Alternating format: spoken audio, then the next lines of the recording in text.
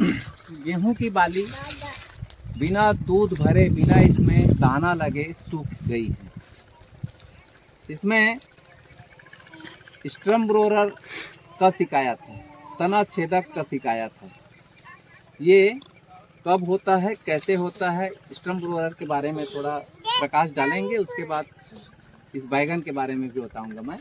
तो ये Sturm roller, ये गर्भावस्था में, जिस समय में अनाज हमारा, ये गेहूं गर्भकाल का जो पीरियड आया, उसमें एक प्रकार से क्रीमी कलर का बहुत सूक्ष्म कीड़ा होता है, गुलाबी कलर का, व्हाइट कलर का। वो जिस टाइप से अनाज रहता है उसी टाइप से वो कलर में वो कीड़ा होता है।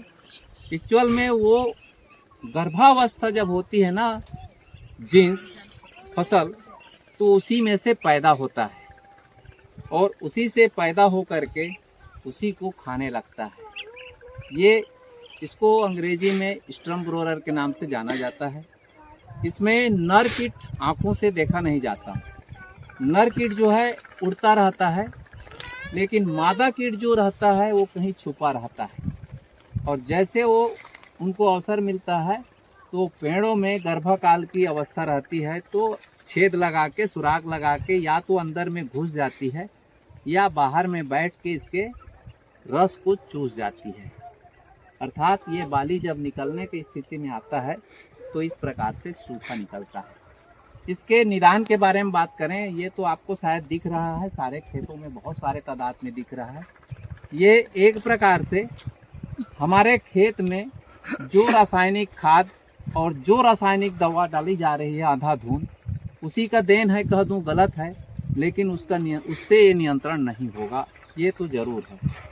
क्योंकि इस खेत के जो मालिक है वो मेरे को 2 बार जा कर के बोला कि इसके बारे में कुछ मेरे को बताएं और आप जा कर के इसको लोगों को संदेश भी दें। उस विषय में मैं आज आया, इस पे बता रहा हूँ कि इसको हम नियंत्रण करने के लिए उस गर्भकाल में तैयार हूँ, जिस गर्भकाल में इसको स्टर्म रोलर मारता है, इसको छेद करता है। तो स्टर्म रोलर के लिए बनाने की एक विधि है, आप लोगों को मैं आगे उसको लिखवा भी दूंगा, जो आप अपने घर में इसको बना सकते हैं और बना करके उपयोग करके खेत में अपने फसल को बचा सकते हैं। स्टर्म रोलर सिर्फ एक ही में नहीं होता है, सारे फसल में होता है, जितने फसल हैं सब में होते हैं। वो छेद के चूस जाते हैं, उस जहाँ से वो छेद मारता है, चूसता है, वहीं से सूख जाता है पेड़ और अपना विकास रोक देता है। इसके निदान के लिए, इसको रोकने के लिए हम बनाने की एक विधि बता रहे हैं, जो पूरी तरह से आपके गांव में आसपास में मिल जाएगा।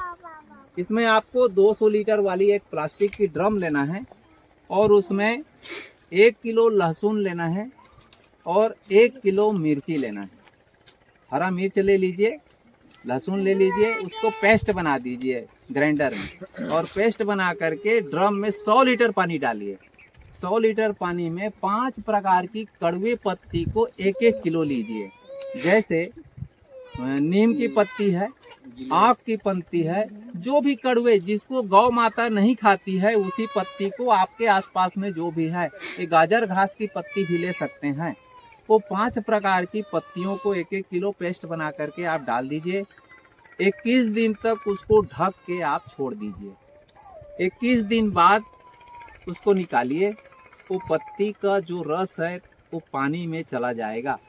21 दिन बाद आप निकाल करके उस पत्ती के रस को छान लीजिए और जो स्प्रेयर छिड़कते हैं दवा हम, उसमें 50 से 100 ml आप एक टंकी के हिसाब से डालिए और आप जिस फसल में डालना चाहते हैं उस फसल में डाल सकते हैं। इसका इस्तेमाल करके स्टर्म रोलर रोग से अपने फसल को बचा सकते हैं।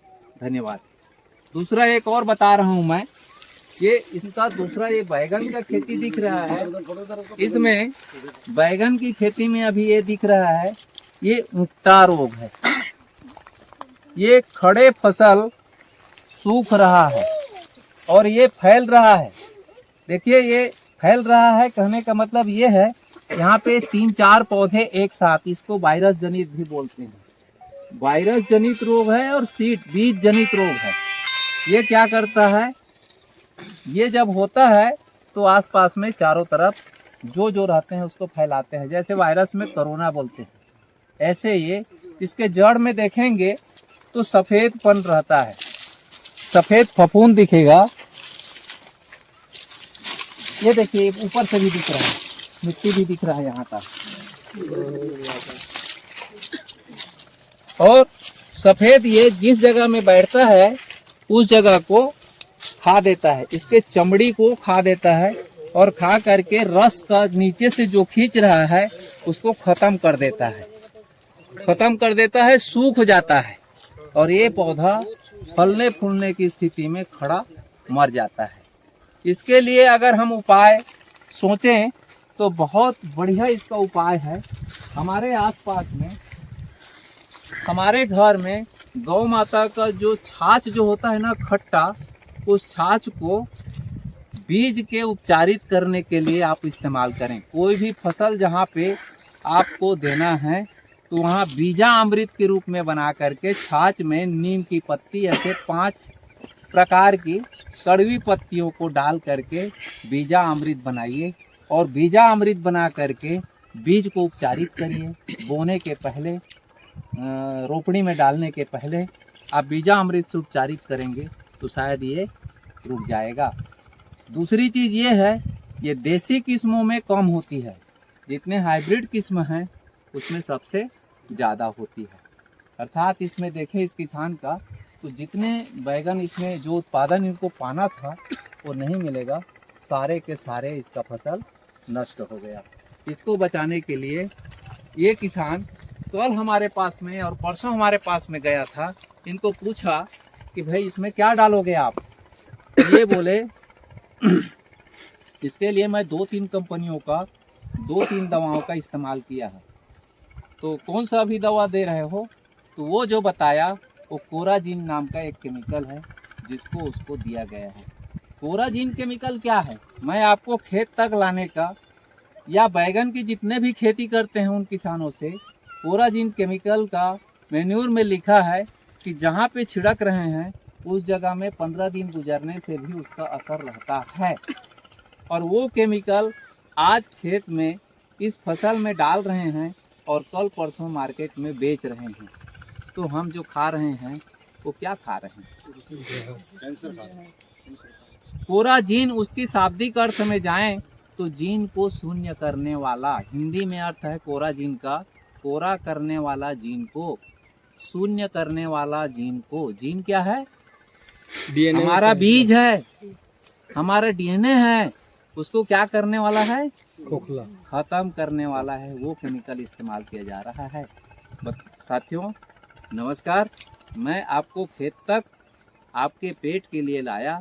आप समझिए, अपने घर परिवार को बचाइए, जैविक अपनाइए और अपने घर परिवार में आस पड़ोस में सबकी स्वास्थ्य को सुरक्षित करिए।